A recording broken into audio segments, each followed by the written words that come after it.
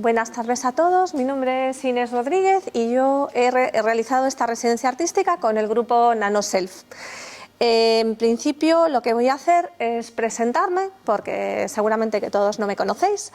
Entonces yo soy diseñadora textil artesana y mi trabajo está relacionado sobre todo con los textiles y con los materiales. Me interesa mucho todo lo que tiene que ver con los nuevos procesos en los textiles que los conviertan en un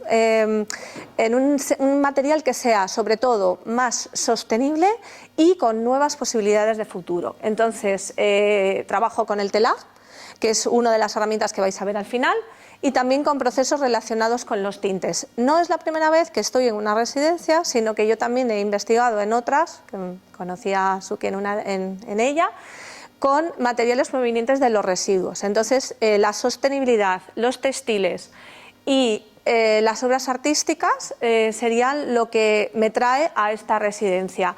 En este sentido, yo soy senior porque mi parte es más de diseño, y llevo muy poquito tiempo buscando piezas que representen un concepto donde también la filosofía esté detrás, que es otra de las cosas que voy a hablar con vosotros y que también ha guiado mi residencia.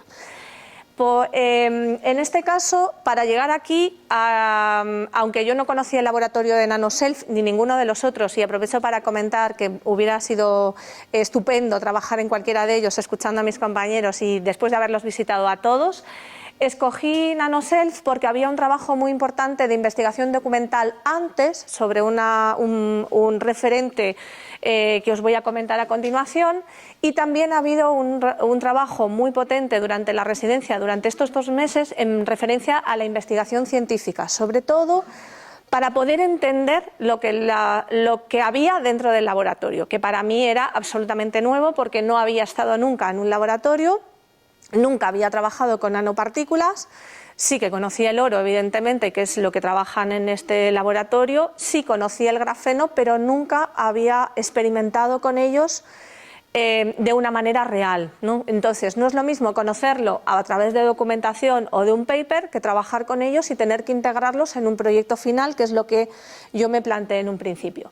La primera persona que va a ser referente, os voy a contar de dos referentes, uno al principio y otro al final, que unen arte y ciencia, los dos. Vale, creo que esta ha sido una de las premisas que yo consideraba que el Zika Gallery quería mostrar, que era cómo unir arte y ciencia, ¿no?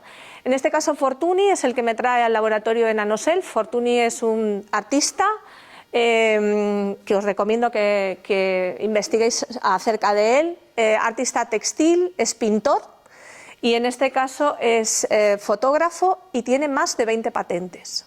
Él vive alrededor de 1900 y yo llevo unos 6 años investigando su obra. Y eso es lo que me trajo a NanoSelf. Elegí NanoSelf porque trabajaba con oro.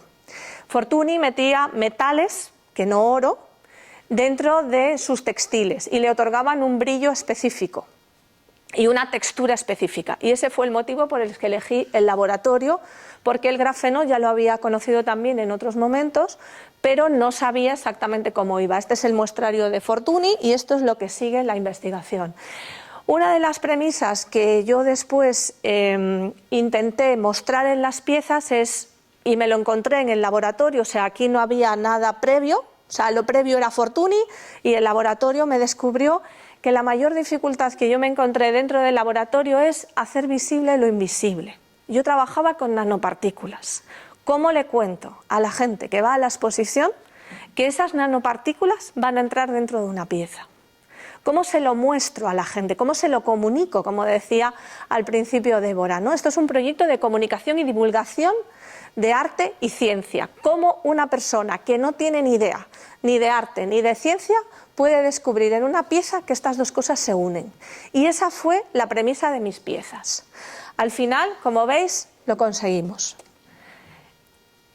Yo trabajé con dos investigadores, con Jesús Mosquera, que está aquí, y con Alex Criado, que no se encuentra. Pero en este caso lo que quise fue representar su trabajo. Las dos piezas representan su trabajo. En este sentido, el de Jesús en referente a al citrato y las nanopartículas de oro, Elegí el citrato porque me representaba bastante más. Trabajé con dos sustancias, con CETA, corrígeme Jesús si digo algo que no esté bien, porque yo los nombres los mezclo mucho, soy un poco anárquica, y el citrato de oro. Me resultaba más interesante el citrato porque era más artístico, no se ceñía a ninguna norma.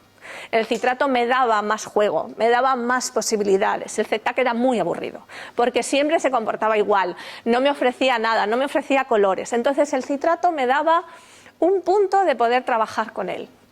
Como veis, esta es también las formas, en este caso de la geometría de las partículas, también inspiran mi obra. Esta es una geometría del oro que luego se va a encontrar con el grafeno, entonces hay puntos de encuentro y puntos que no. Las primeras muestras fueron terribles, fue simplemente sumergiendo. A partir de esta primera muestra que no aporta nada y que no hace nada y que no cambia nada, como veis he trabajado con todas las materias textiles, con lino, con algodón, con papeles diferentes, con papeles de distintas sustancias, con papeles reciclados, con seda y con todos los materiales que pude tener a mi alcance o que yo pude conseguir. Mi libreta de artista es una libreta científico-artística porque iba llevando las dos partes a la vez, se llenaba de papeles, de colores, la gente en el laboratorio me miraba un poco raro porque yo iba sumando todas estas cosas que para mí eran procesos de trabajo. Como veis, al final conseguimos pasar de la escala nano a un tejido de 20 por 30 y a la última pieza que tiene 1 metro. La mayor dificultad fue la escala. Y tuve que ir hacia adelante y hacia atrás en una escala nano para llegar a una escala macro. Y con esa escala macro contarle a la gente que el oro y el citrato está dentro de la pieza, pero no se ve, solo se ve cuando le da el sol. En cuanto al grafeno, en este caso esta es la estructura del grafeno, pasó exactamente lo mismo, es el mismo proceso, hemos pasado de hacer un grafeno esfoliado, al principio trabajamos con una sustancia GO, esa sustancia no funcionaba y al final yo me fui al grafito porque era más accesible para mí. En este caso busqué cosas que yo pudiera manipular de una manera accesible. Al final Alex me ayudó a hacer también parte del equipo hacer todo lo que tiene que ver con el grafeno esfoliado y ese grafeno esfoliado como sustancia pura fue lo que pude mezclar después con toda la parte de los textiles y toda la parte de conocimiento de tintes y la experimentación que yo tenía previa cuando llegué aquí. Y pasó exactamente igual, pasamos de una sustancia de nanopartículas de grafeno que no se veía a una pieza que contiene exclusivamente nanopartículas de grafeno. Y volvemos a hacer visible lo invisible.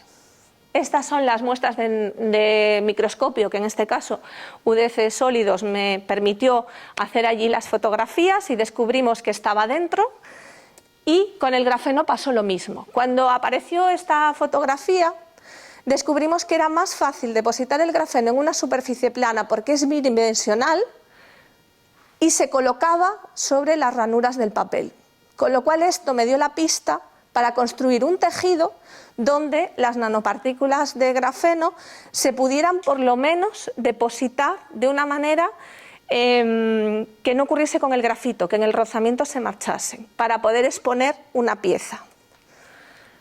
En este caso las dos piezas no son las fotografías mejores, sino que son las fotografías para montaje. Se hizo un tejido en el telar, hice un tejido en el telar con un diseño previo que tuviese la forma del Zika, la forma del grafeno y la forma del oro, los tres. Esto es un diseño específico para que hiciera también una forma, que en este caso cuando la pieza se cuelga también tiene que ver con el movimiento del quiral, que es lo que ellos están investigando en el laboratorio. En este caso esta pieza no me representa a mí, o estas dos piezas, porque son dos piezas dobles, con citrato puro, con grafeno puro, representando la ciencia pura, y esta pieza que ya no tienen el citrato puro y las nanopartículas de grafeno, sino que tienen grafeno con grafito y nanopartículas de oro con tinte de rubia. Esta pieza representa el arte y la ciencia. Las dos se colocan enfrente, porque están juntas pero no unidas. Y hacen referencia a la dualidad del conocimiento, el mío desde el punto de vista del arte y el del laboratorio científico en el que yo trabajé, la forma de experimentar, la forma de entender el mundo, pero donde el conocimiento nos une a ambos, lo divino y lo terrenal, puesto que el arte apela más a la parte humana y espiritual, por eso el rojo, y lo que es el grafeno nos une más a la tierra, más a la realidad. Son piezas homogéneas, porque ellos hablaban mucho de la necesidad de tener algo homogéneo para poder investigar. La forma y la escala varía, hay escalas más grandes y escalas más pequeñas, incluso dentro del textil. Aquí no se ve, pero también hay unos puntos bordados a mano donde hablan de escalas grandes y pequeñas. Y después hace referencia a que son piezas muy sobrias donde se invierten como la quiralidad. El grafeno brilla y el oro no se ve. Entonces lo que debería brillar, que sería el oro, está escondido dentro, como las cosas importantes que están siempre escondidas dentro, y en el grafeno sale afuera en forma de tierra. Yo soy de Orense y en Orense hay pizarra y oro. Así que también de alguna manera me representa a mí. Y una de las personas que es la última referente es Santiago Ramón y Cajal, que creo que es el que da nombre al laboratorio de los dos investigadores y que para mí ha sido una referencia. En su libro de reglas y consejos para la experimentación textil habla de la voluntad como medio de investigación y dice que si hay algo en nosotros que verdaderamente es divino, es la voluntad. Por ella afirmamos la personalidad, templamos el carácter, desafiamos la adversidad y reconstruimos el cerebro y nos superamos diariamente. Para mí esta residencia ha sido una superación de muchos obstáculos, de muchas cosas, con mucho trabajo y mucho conocimiento detrás. Así que con Santiago Ramón y Cajal como referente le doy las gracias al equipo del laboratorio por haberme acogido, al CICA, a la dirección, a Débora, a Lucía, que me ha acompañado un montón, y a Tamara, que ha comunicado todo lo que hemos hecho. Gracias a todos y os esperamos el día 20.